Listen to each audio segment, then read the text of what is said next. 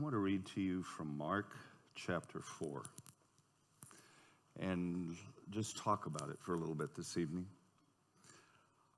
I don't know that I'll ever really escape the book of Mark. It's my favorite in the New Testament of the Gospels. And it's my special book because it was basically written by a teenager. Mark didn't see most of the things that are described in his book. What he did do is he sat at the feet of Peter and listened to Peter tell the stories again and again and again. And Mark was well educated, went to Greek schools in Jerusalem. And in the process, he really learned how to write and put the words together well so they spoke clearly. Thank you, I guess. Wow, you could do that again. When you came, there was a breeze. It was wonderful. Anyway, so Mark reads it or writes everything in the mind of a teenager. His is the book that uses the word ethnos. I don't remember how many times, but more than anybody else. And ethnos means immediately. You know, and he's talking about how the little boat is over here and the sea is calm, and then immediately they're at the other side. Well, I don't think so. But it felt like that. When you're a teenager, everything goes faster. And there's a lot of things like that in Mark's book that are just fun. Mark 4 is the story of Jesus talking on a hillside. And according to Ellen White, this is the first time he really used parables, when he just purposefully told parables, illustrative stories with a point that explained why he was here. That was the whole purpose of that day on the side of the mountain. And if you read Mark 4, the first 34 verses, there's a lot in there. He's talking about mustard seeds, he's talking about sowing, he's talking about a dozen other things. It's like he just spent all day long sermonizing with these poor people. And they stayed. They were absolutely enthralled.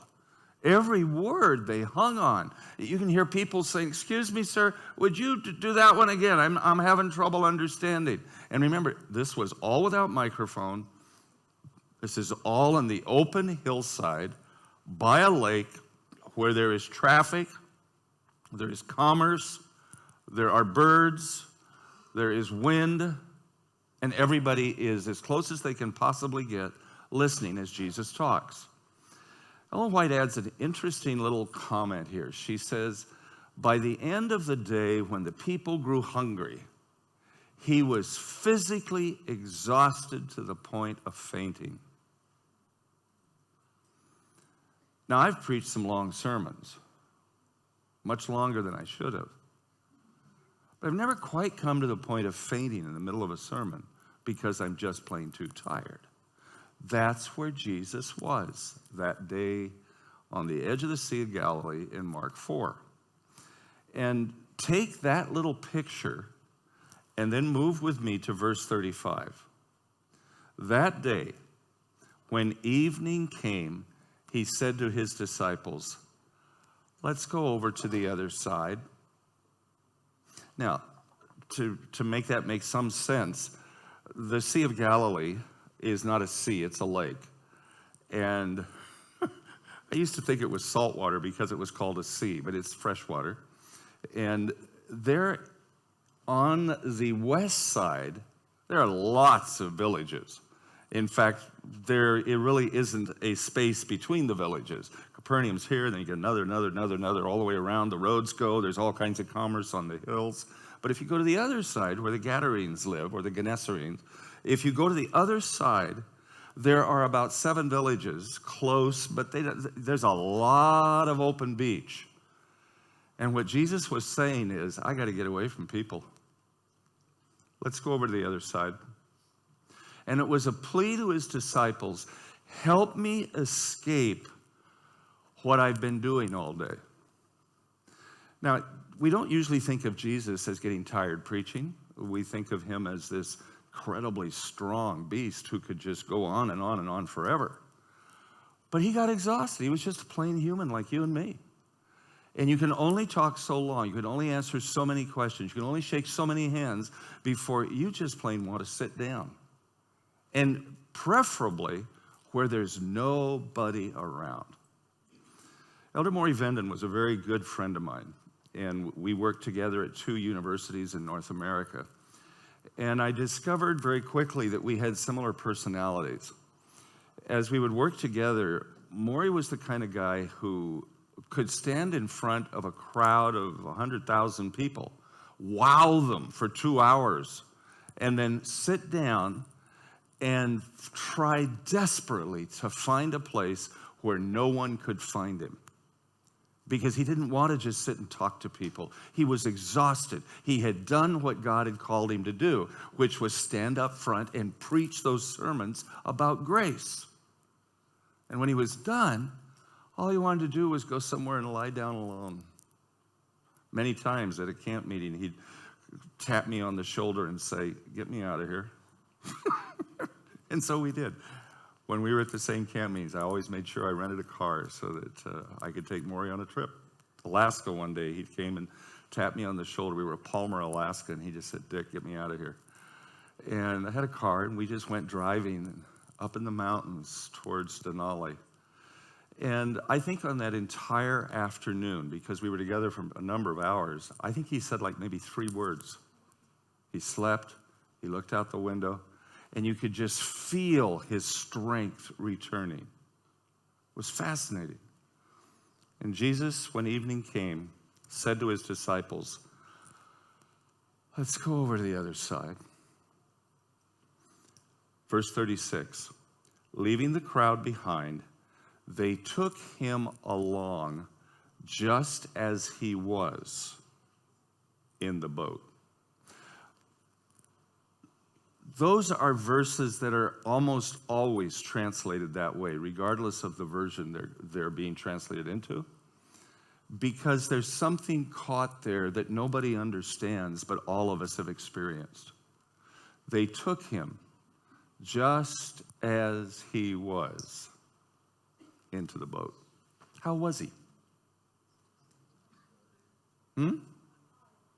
Just wiped out, huh? I actually envision them picking him up, because that's what it sounds like. They took him just as he was into the boat. It's kind of like he just is sitting there and he looks up at one of the guys and says, "Let's go to the other side." And then he just wipes out. And so a couple of them pick him up, and maybe one of the dudes was really big and tossed him over his shoulder, and they went down to the boat. When you're really wiped out and tired, isn't it nice to have somebody around who knows, understands, and is willing to take you to safety? I think this is one of those times when Jesus was thrilled to have friends. So he didn't have to stay there and talk to 1,000 people all night. They would have had 1,000 questions. They would have wanted to know more about how sowers work and why do you say you're the light and then you're not the light and we're the light. It doesn't make any sense. Help us. And he just didn't want to talk about that anymore. Because as a human being, he was done. I've been so tired in my life that I could hardly walk. Been so tired in my life that I prayed that God would just let me just fall over and lie right there. And then I've talked to some people who walked on the Bhutan Death March in the Philippines, who walked in Germany as prisoners of war. One of my friends was a bombardier on a B-52, on a B, whatever they were right now. And they walked and they walked and they walked. And if you sat down, if you fell down, a soldier would come along and bayonet you. It'd be over. And so you kept walking. At this case, Jesus had friends. Let's go to the other side. And they took him just as he was to the other side. Well, they took him to the boat. They get him in the boat. And unfortunately, his desires were not met. Leaving the crowd behind, they took him along just as he was in the boat. there were also other boats with him. Man, I wanted to get away from all those people. And as it probably was Simon's boat. It was Simon's or James and John's, who knows. And they get in this fishing boat, which does hold probably 15 people. And they're all kind of scattered around, and they're all as tired as he is, except they haven't been talking. But when you don't work as hard, sometimes you're actually more tired. And they barely get him into the boat, and he crawls over to where the ropes are back by the tiller and just collapses. Instantly sound asleep. And they just forget him because there's a lot of work to do when you're getting a boat from one side of the Sea of Galilee to the other. What do you have to do? Give me a description of what they did on the boat. Speak loud. Okay, I had to pull the anchor. There are not piers, so they've got the boat up on the sand. That means you've got to get some more weight in the back. The guys in the front have got to push it out a little bit. And then you get the big poles, and you stick them down into the sand, and you walk the boat back off the sand a little bit until finally it's floating. And when it starts floating, you pull up the sail, you make sure that all of the different ropes are connected correctly, and that you've got sheep shank knots where you need them, and there's a lot of work out there. I don't think Matthew helped a whole lot. He was busy, wondering whether we're going to get enough money to be able to fund the next day's meals, probably. But Peter and James and John and Andrew and the others were busy being boatmen.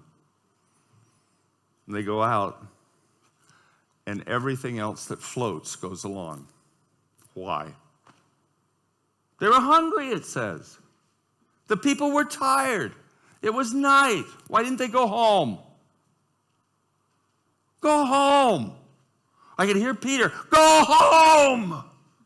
He wants to be alone. Why did they come? Hello? Hello? They wanted to hear him snore?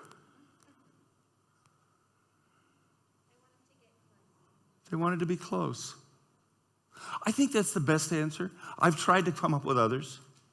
They were hoping he would speak some more. They were hoping a miracle would happen. They were hoping. They just wanted to be where Jesus was. They were hungry for truth. Man, how many times have you been around people who were hungry for truth? So hungry that they would do crazy things like get in barely floatable boats to be able to follow Simon's big fishing catch out in the midst of the sea. I mean, there were people out there on floatable, all I can think of is floatable platypus.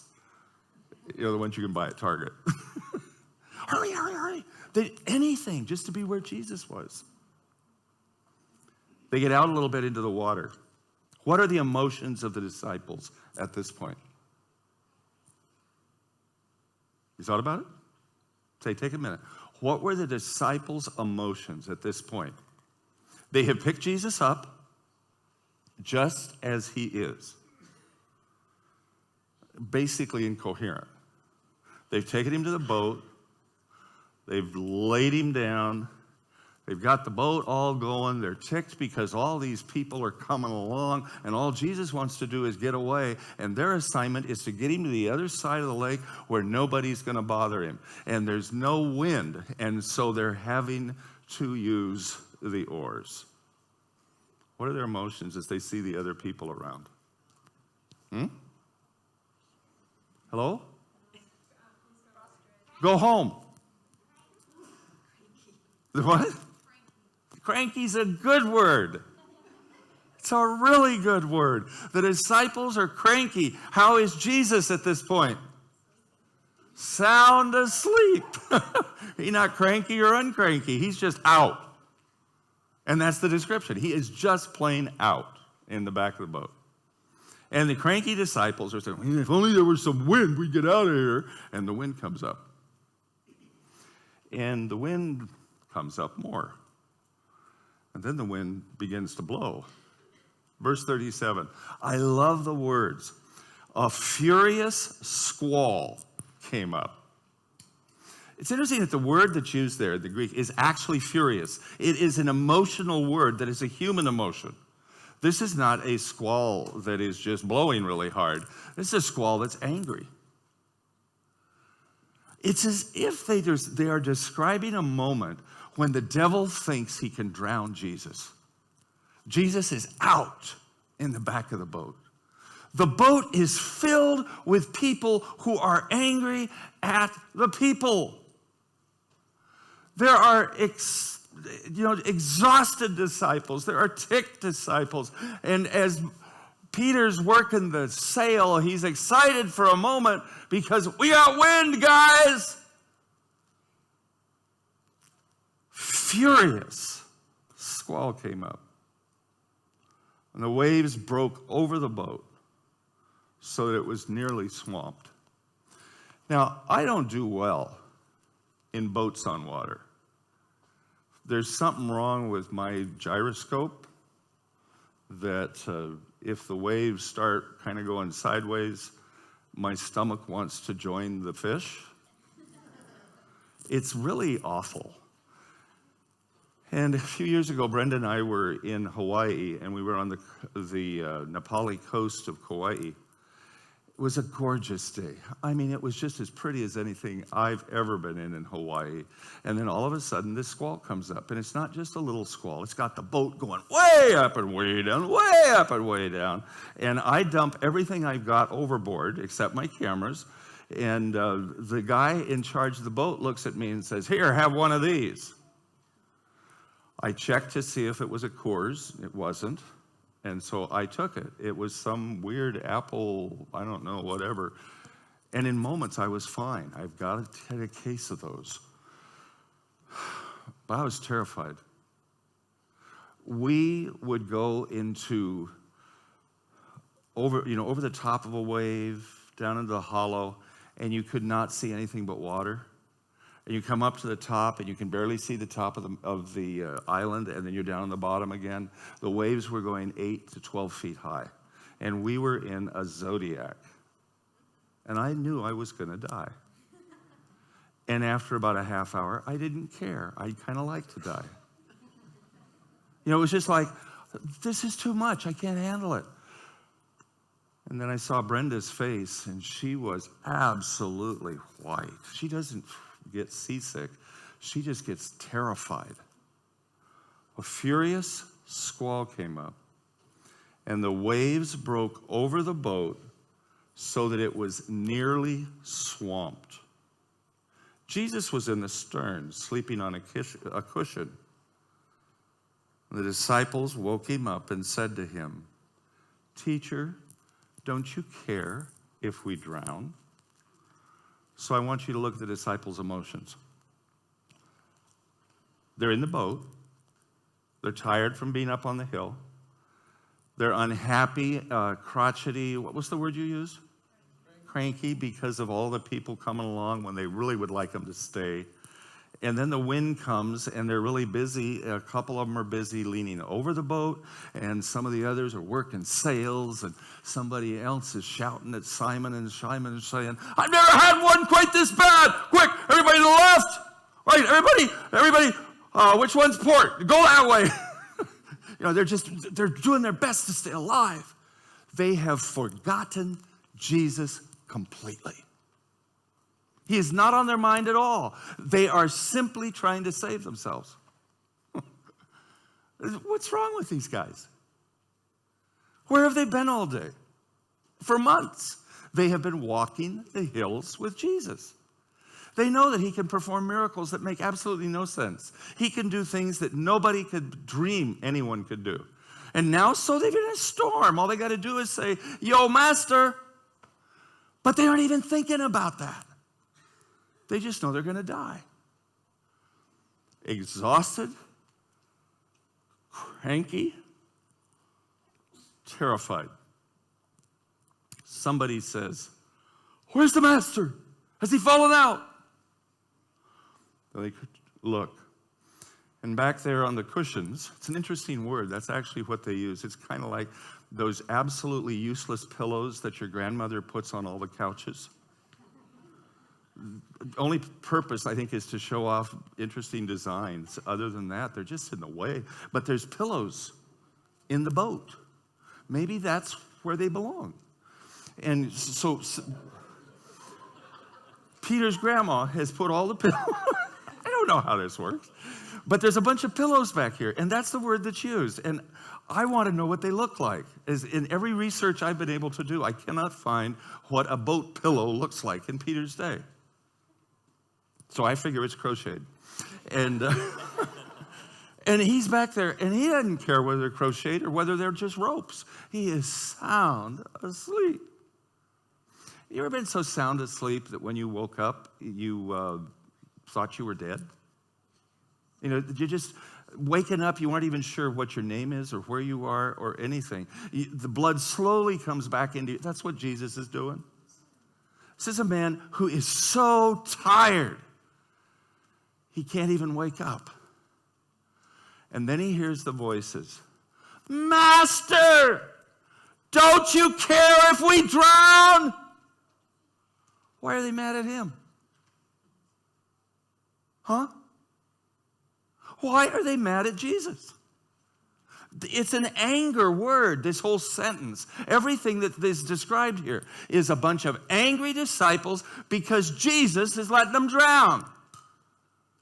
All he's doing is sleeping because he needed to. Why are they shouting at him? Why do we shout at God when he doesn't do what we want him to do when we want him to do it? We're just like those crazy guys in the boat. Jesus, why do you? Jesus, why aren't you? Jesus, when will you? I thought you said you would answer my prayers. How come you're like Grandma Go? You know, and we're just screaming at him because we don't know what to do with our own emotions. And that's what the guys were doing. I don't think they were really blaming Jesus for the storm or blaming Jesus for the water in the boat. It just came out that way because they didn't know what to do. So they just shouted at God. Don't you care if we drown? And at this point, I'm even more in love with Jesus because he got up, he rebuked the wind, and said to the waves, quiet, be still. He didn't get into an argument with them. He didn't say, guys, I didn't cause this storm, just let me sleep. He didn't argue with him. He didn't try and fix things like we always do. It's so much easier for us to say, well, if you hadn't, He didn't. He just stood up. And he did these two weird things. First is he rebuked, what, the waves? No, he rebuked the wind. And then he said to the waves, peace, be still. How did he rebuke the wind? What do you think happened there? He rebuked the wind. What? Just put his hand up? Yeah. Because you can feel it. But that's a stop. How do you rebuke? You move your hand right into it, huh? Okay, that'll work. I think you're probably right. Was Jesus angry at the wind? No. There was no emotion like that in Jesus. Not at that point. So he rebukes the wind, and then he says to the waves, peace, be still. You're scaring my friends. That's not there. I think he probably meant that, don't you think? Peace, be still. You're terrifying my friends. Then the wind died down, and the sea was completely calm. And he said to his disciples, why are you so afraid? Don't you have any faith yet? It's really interesting that the yet is part of this. Do you still not have faith? Have you not developed? We've been walking together a long time. Have you missed it all? I'm totally convinced that most of us as Christians don't really have faith. We've never really practiced it. We've never really needed to practice it. We just kind of lurch from one thing to another, and some of them we blame God for, some of them we blame ourselves for, and we just kind of go on in life. But Jesus stops it all and says, why are you afraid that the devil will drown you? Don't you trust me? And my wife has told me, never say, trust me. Because that's a put down for a husband to tell his wife to trust me, and I won't explain it. I'll just be quiet and trust me. She's right. Jesus didn't work that way. He just says, haven't you learned to trust me? I've given you all of these reasons to have great faith in what I do and how I do it, to know that you're safe when we're together. You don't need to worry about all that stuff. Haven't you learned that yet? They were terrified and asked each other, who is this? Even the wind and the waves obey him. They missed it all. They missed it all. I'm so sad that nobody in the boat said, Lord, I'll trust you. Whether the winds come and the waves sink us all, I will still hold on because I know you are God's son. Nobody said that. Instead, they said, I wonder who this is. What an amazing thing. I've never seen anybody calm the wave. They missed it all. And they went from being terrified of the water to being terrified of the water calmer. That's what it says. And they were terrified of him because he could calm the waves. That's all the farther I'm going to go tonight. And I want you to really chew on this tonight. We're going to talk about it some more tomorrow. I want to go on across the lake. But I want you to really think about it as you go home tonight. Go back and look at the disciples' emotions and Jesus' emotions as this story processes. Jesus, exhausted from describing his mission and God's grace. The disciples taking him when he asks, help me get away. They take him as he is, carry him to the boat, lay him in it. He crawls to the cushions. They take a trip, ticked that other people are still coming along. They want to say, go home. And they're busy, angry at those guys. And then the wind and the waves come up, and the sail that they had hoped would be full of wind is practically breaking off. So they get angry at the wind and the rain, and then they realize that Jesus is in the back asleep, and so they get angry at him. How come you're letting us die? Don't you care about us? And he stands up, takes it all in, and says, be still, quiet. Guys, why are you afraid? Don't you trust me yet? And they all slither back to their corners as he lies down again on the crocheted pillows. And they just look at him, and somebody says, who is he? I don't know. I've never seen anything like this. I'm afraid of what he might do next. I'm not sure it's safe in the boat with him.